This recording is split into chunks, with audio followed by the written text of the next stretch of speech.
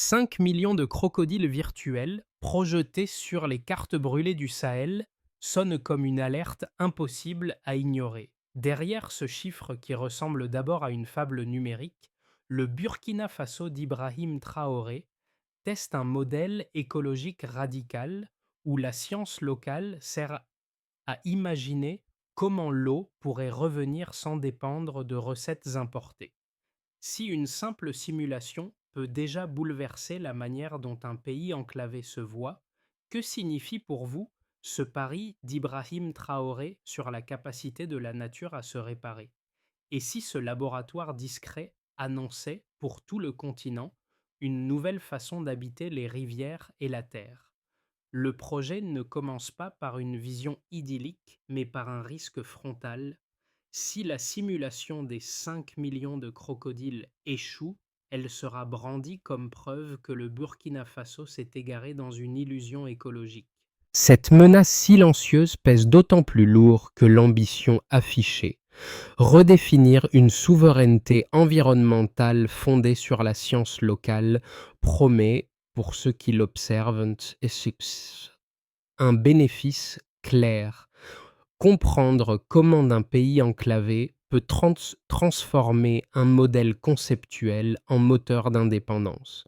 Mais cette promesse n'existe qu'à travers une tension constante entre l'espoir d'une renaissance hydrique et la possibilité d'une moquerie internationale immédiate.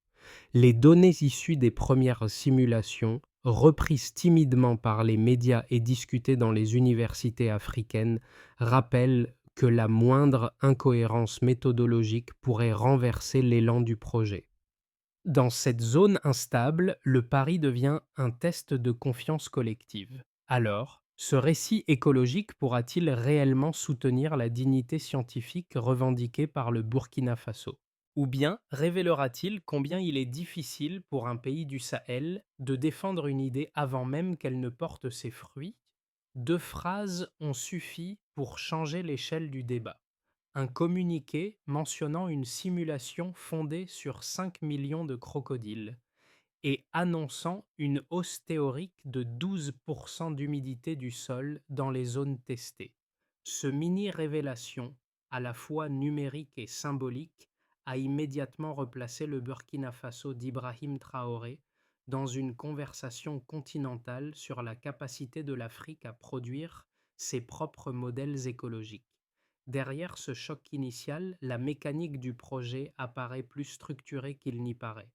Les rivières du Sahel, longtemps considérées comme perdues, ont subi des décennies de déforestation, d'assèchement progressif et de pression minière.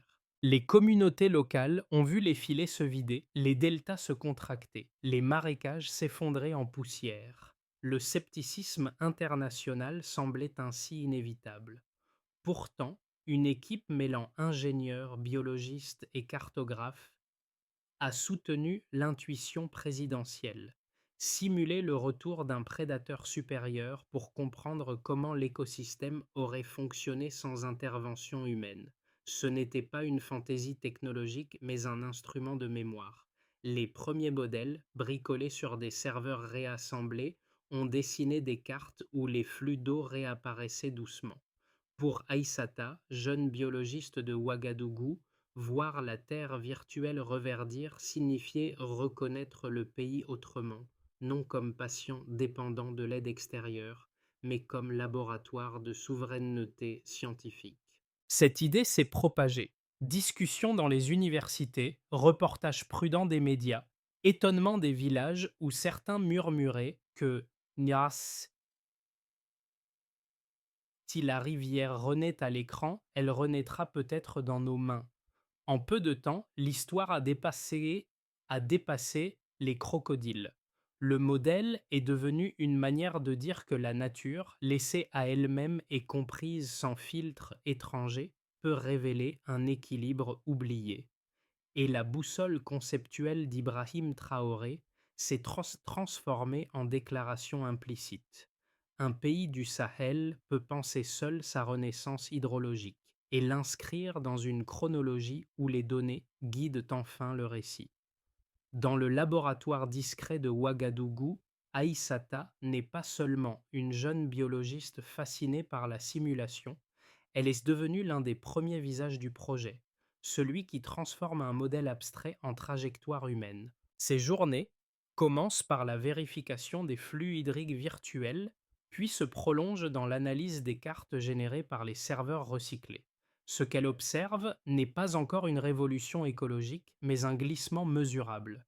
Les deltas modélisés se reforment, les sols gagnent en cohérence, et la dynamique des nutriments retrouve une respiration qui semblait perdue. Un deuxième micro-cas éclaire un autre versant du récit. À Ouaïgouya, un vieux pêcheur, témoin de l'assèchement progressif des marais, regarde à la télévision les premiers extraits du modèle. Ces mots, simples et dépouillés, ont circulé dans tout le pays. Si les rivières renaissent à l'écran, elles peuvent renaître ici.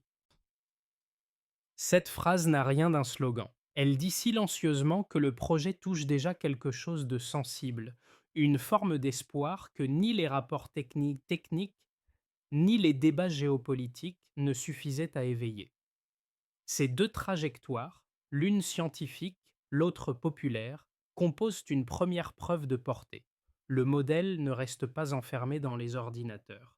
Il diffuse une manière nouvelle de regarder la Terre, comme si le Sahel apprenait à relier le calcul numérique aux gestes anciens, ceux qu'on pratique pour retenir l'eau, reconstruire un canal, protéger une berge. Pour ceux qui observent de loin, la question devient alors inévitable.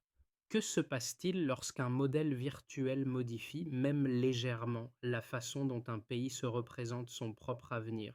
Le déclencheur arrive sans préavis. Un fichier anonyme nommé Sahel Recovery version 1.0 déposé sur le serveur du ministère. Rien qu'un script, quelques lignes de code, aucune prétention affichée. Pourtant, ce fragment numérique devient l'étincelle qui propulse le Burkina Faso d'Ibrahim Traoré dans une expérience écologique sans précédent. Les premières simulations se lancent. Les 5 millions de crocodiles virtuels se déplacent dans un Sahel reconstitué, suivent les lits d'anciennes rivières, traversent des zones que la mémoire humaine a oubliées. Le pays retient son souffle. Puis vient le pic. Les algorithmes révèlent un retour théorique de 18% de végétation sur certaines zones. Les modèles montrent aussi des échanges de nutriments plus cohérents, une circulation hydrique plus stable, des traces de vie potentielles dans des bassins qui semblaient condamnés. Le ministère organise une conférence de presse. Les titres s'emballent. Le Burkina Faso veut ressusciter ses rivières avec des crocodiles. À l'étranger, on rit d'abord. Le ton est condescendant, les analyses superficielles, les comparaisons ironiques.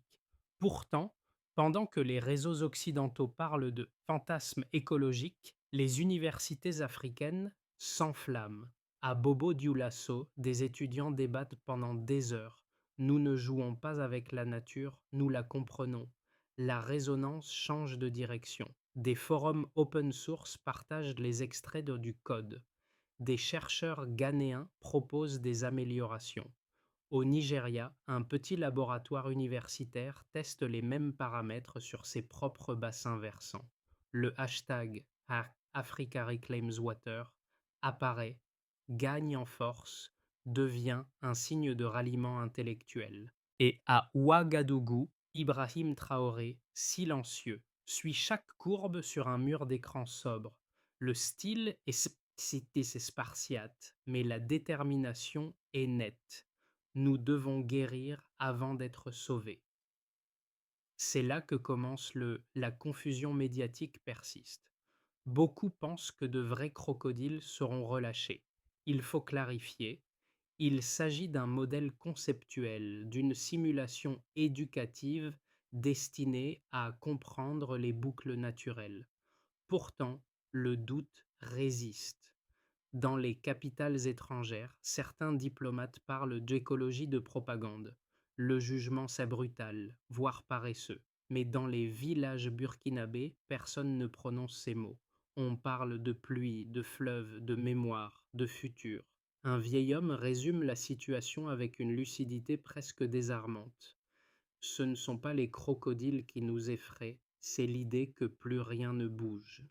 Le projet se transforme alors. Les données deviennent publiques. Des cartes interactives indiquent les zones à restaurer. Les écoles utilisent la simulation pour enseigner les cycles de l'eau.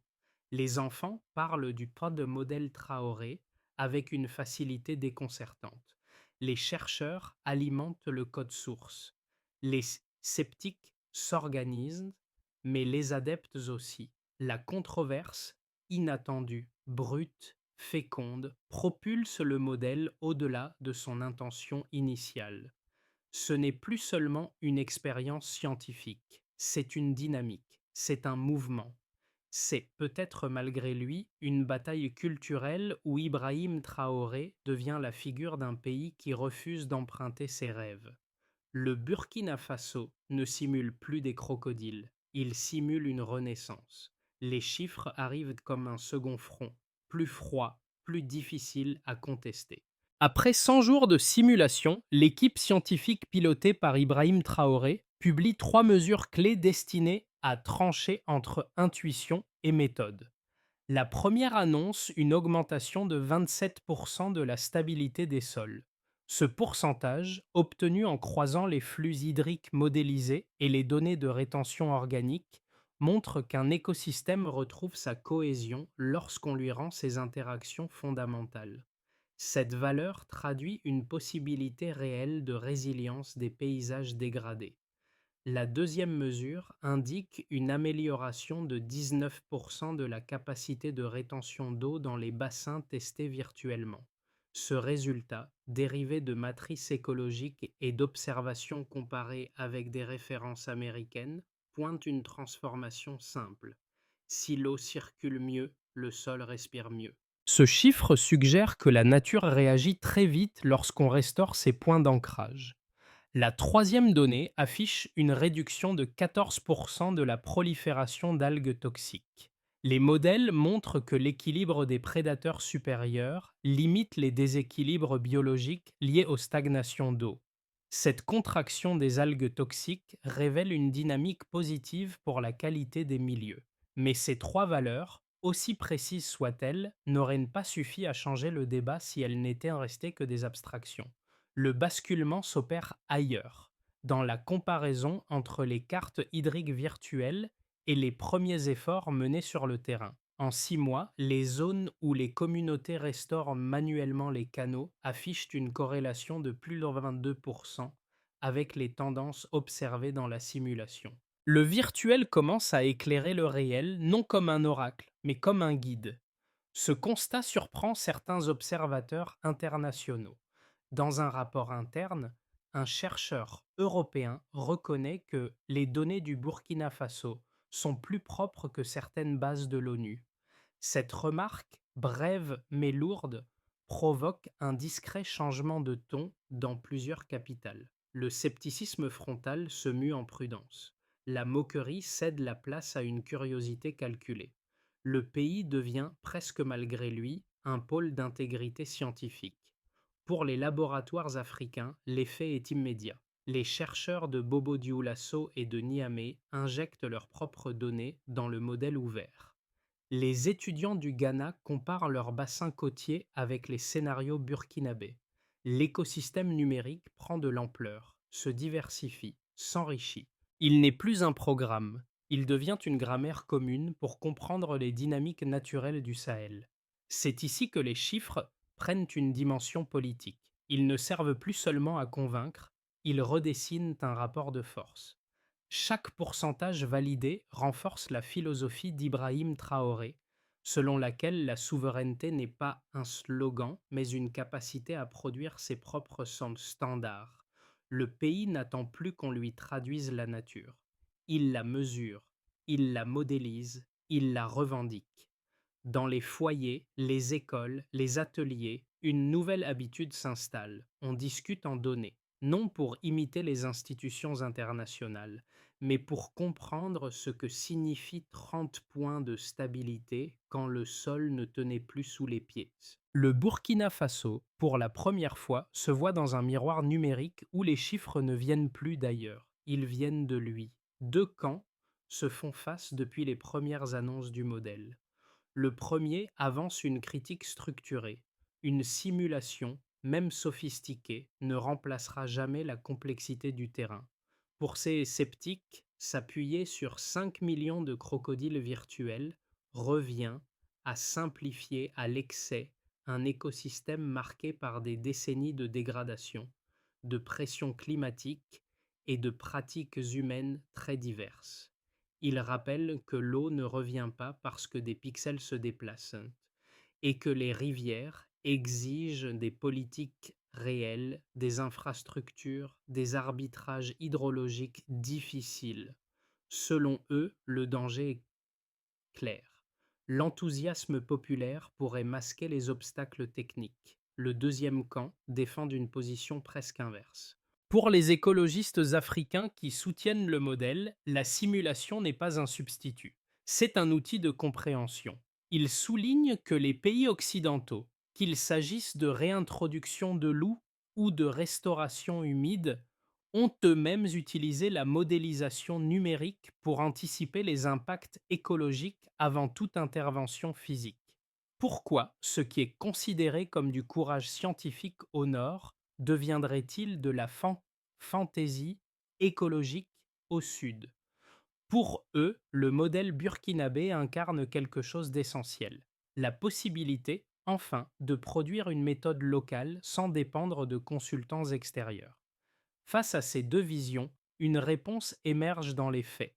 Les données publiées, stabilité des sols augmentée de 27%, rétention hydrique améliorée de 19%, recul de 14% des algues toxiques, sont issues d'un protocole transparent et d'un code source ouvert.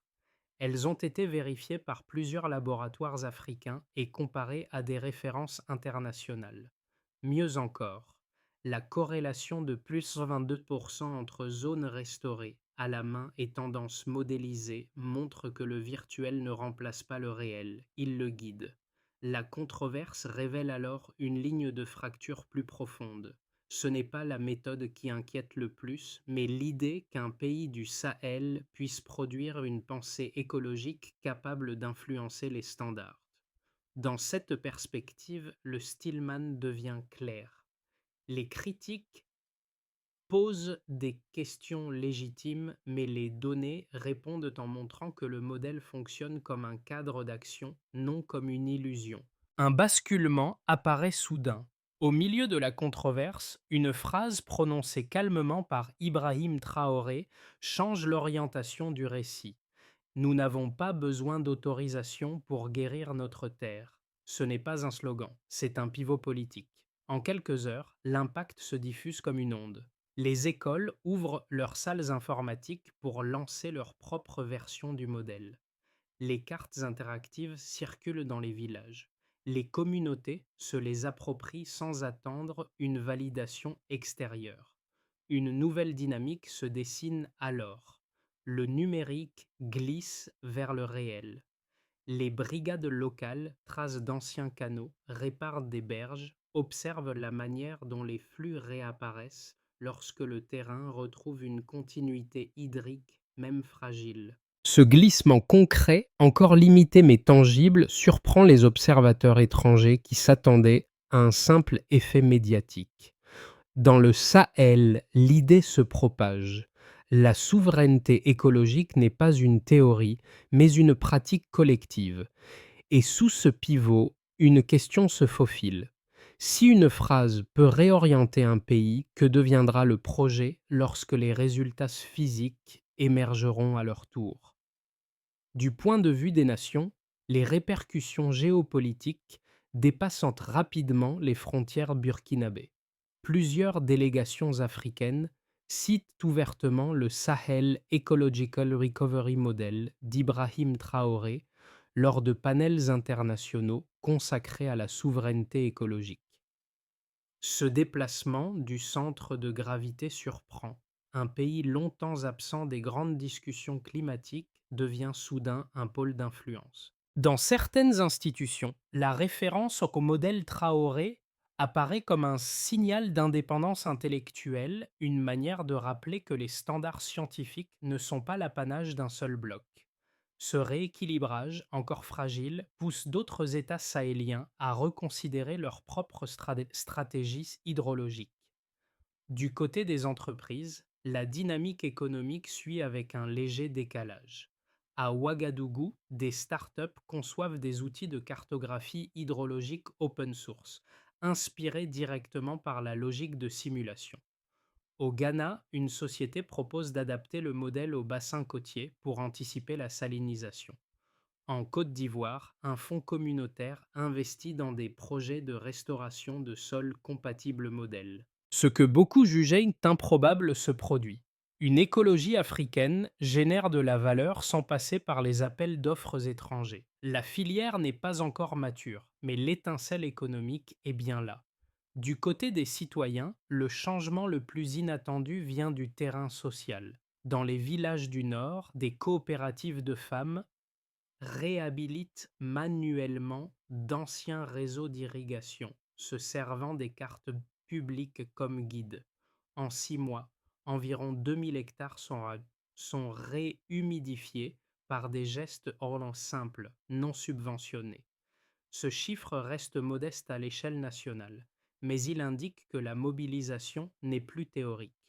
Dans les écoles, les enfants apprennent les cycles de l'eau avec le modèle Traoré, dessine des crocodiles sur les tableaux, parle de rivières comme d'êtres vivants.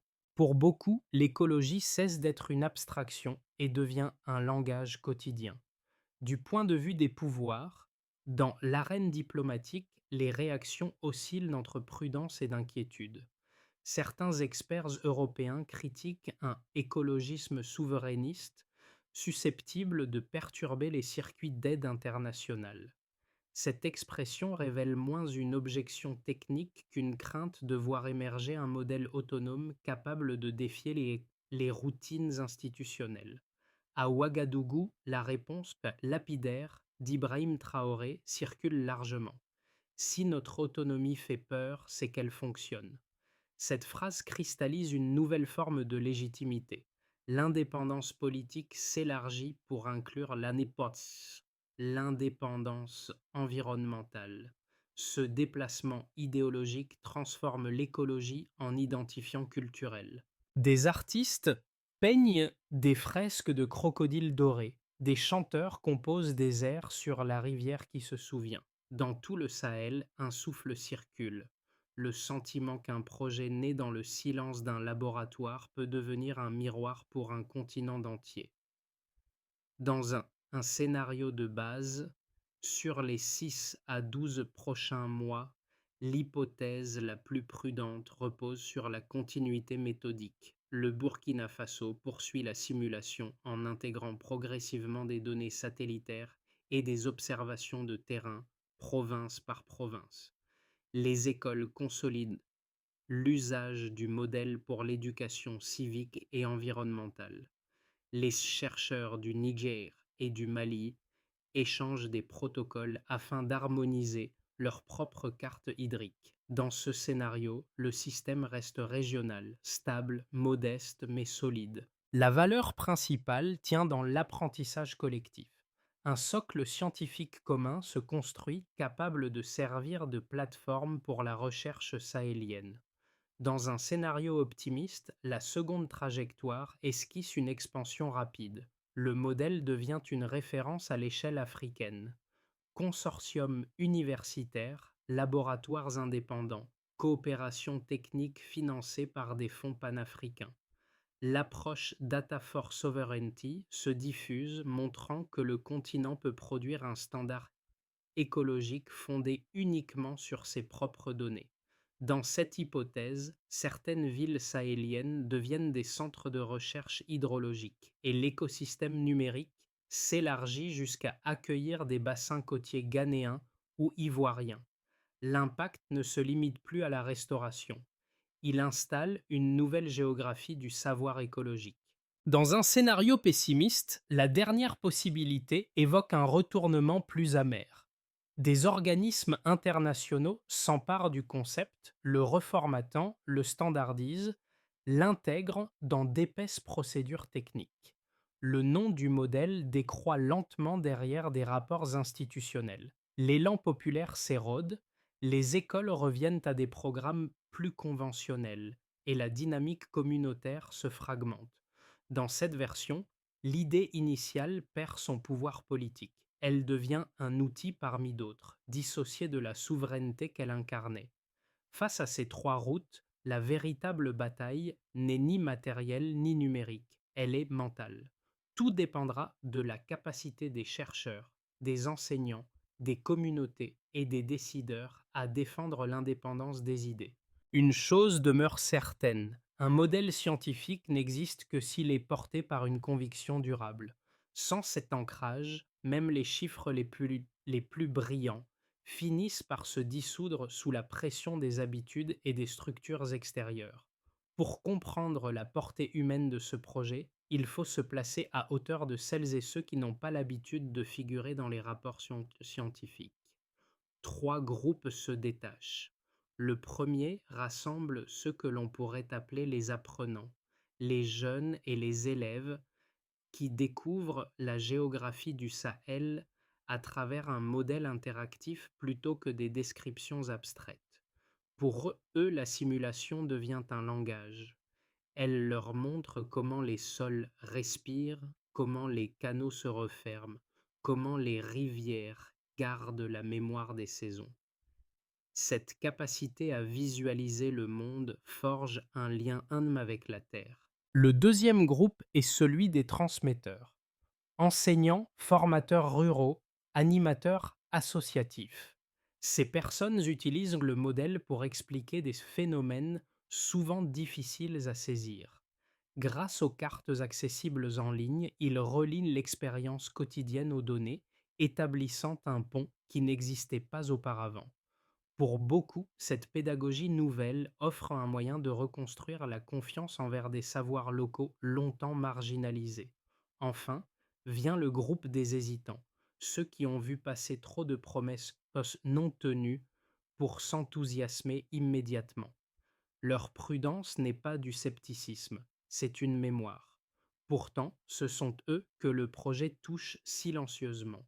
Lorsqu'ils voient des zones réhumidifiées ou des canaux rouvertes à la main, ils perçoivent une différence concrète entre discours et gestes. Ils n'ont pas besoin de croire aux simulations, ils regardent ce qui change autour d'eux.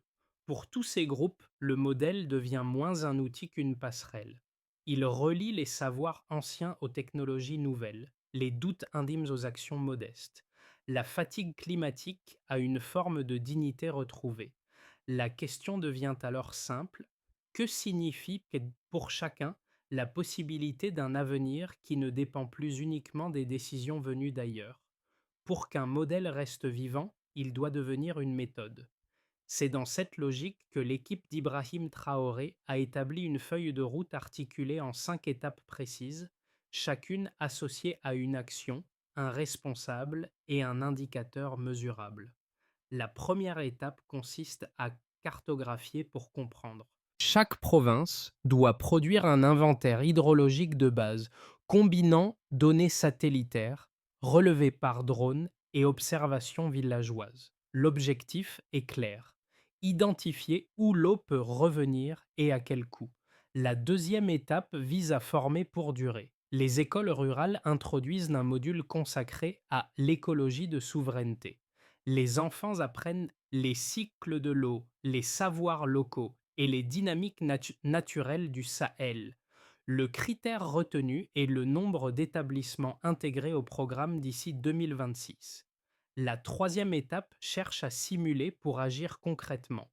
Les laboratoires universitaires reproduiront les modèles numériques sur 10 bassins pilotes en associant chercheurs, étudiants et communautés locales. L'indicateur principal sera la stabilité hydrique moyenne observée durant 12 mois. La quatrième étape ambitionne de restaurer, pour prouver, des brigades mixtes Agriculteurs, femmes, soldats réhabilitent les anciens canaux d'irrigation et stabilisent les berges. La cible de référence est de 500 kilomètres restaurés avant la fin de la phase initiale.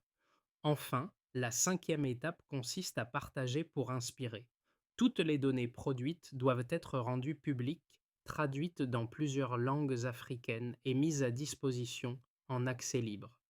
Le résultat attendu, la création d'un réseau panafricain d'écologie ouverte. Ainsi, la méthode dépasse le symbole. Elle inscrit la souveraineté écologique dans une chronologie qui relie terrain, pédagogie, recherche et transmission.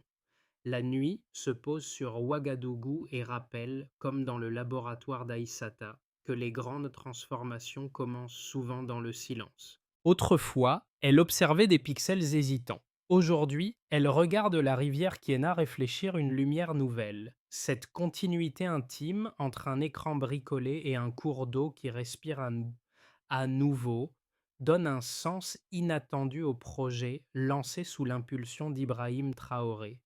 Dans les villages, les enfants dessinent encore des crocodiles dorés, comme pour veiller sur les paysages qui renaissent. Les gestes quotidiens, tracer une rigole, protéger une berge, partager une carte, prennent la valeur d'un récit collectif. La confiance, si difficile à construire, circule enfin discrète mais tenace. Alors, quand l'on cherche ce que tout cela signifie, une idée revient. Guérir la terre, c'est aussi se guérir soi-même. Cette phrase, simple, résume une émotion qu'aucune statistique ne peut mesurer. Elle dit que la souveraineté n'est pas seulement une revendication politique, mais un lien intime avec un sol dont on reconnaît la mémoire. Et dans cette reconnaissance silencieuse, une conviction se forme. Le courage peut naître d'une rivière qui recommence à parler. Ce récit n'appelle pas une adhésion aveugle, mais une participation tranquille.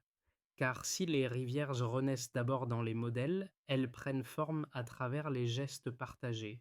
Une carte transmise, une discussion improvisée, une observation attentive du terrain.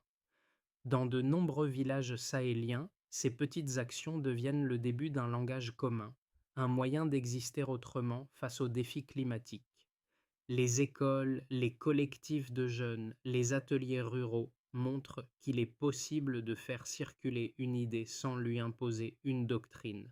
L'enjeu n'est pas d'ériger un nouvel absolu écologique, mais d'ouvrir un espace où chacun peut contribuer à sa mesure. Peut-être est-ce là la véritable force du modèle. Il invite à collaborer sans ordonner, à apprendre sans exclure. Alors, si ce récit vous touche, une question demeure. Comment souhaitez-vous, vous aussi, participer à cette conversation en devenir? Par un partage, une transmission, un échange, un simple mot, car parfois il suffit d'un geste minuscule pour qu'une terre retrouve sa voix.